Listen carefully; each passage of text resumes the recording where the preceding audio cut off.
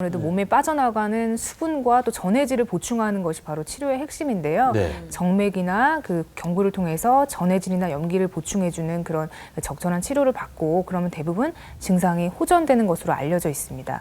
하지만 뭐 제때 치료를 받지 못한다면은 네.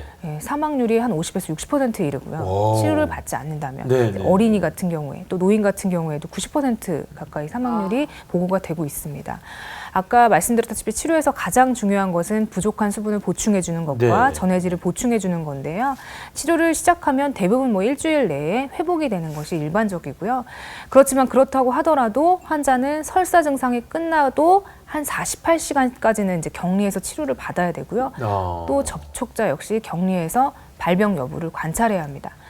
콜레라는 현재 이제 예방 백신이 있긴 하지만 면역 효과가 충분하지 않고요. 또 비용 대비 효과가 낮아서 이제 뭐 전 국민을 대상으로 추천하는 그런 그 백신은 아닌 것이 현실인데요.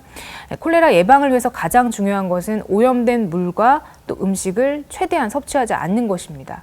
콜레라균 같은 경우에는 끓는 물에서 바로 사멸하기 때문에 물과 음식은 반드시 끓이거나 익혀서 먹는 것이 좋고요.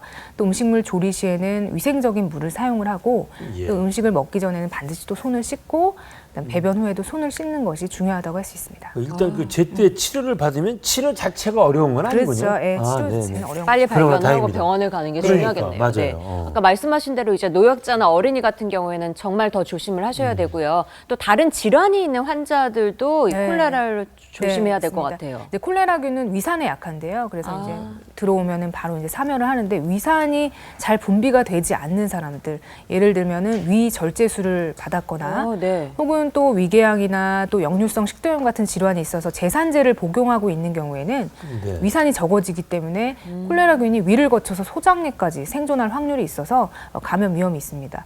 또한 이제 노약자나 만성질환 같은 경우에는 이제 면역력이 떨어져서 감염 위험이 있고요. 더불어서 이제 이런 콜레라 증상이 발생을 했을 때 몸이 견뎌내는 그런 힘도 부족하기 때문에 위험할 수 있습니다. 따라서 이런 고위험군 같은 경우에는 콜레라에 대해 더욱 주의가 필요합니다. 네.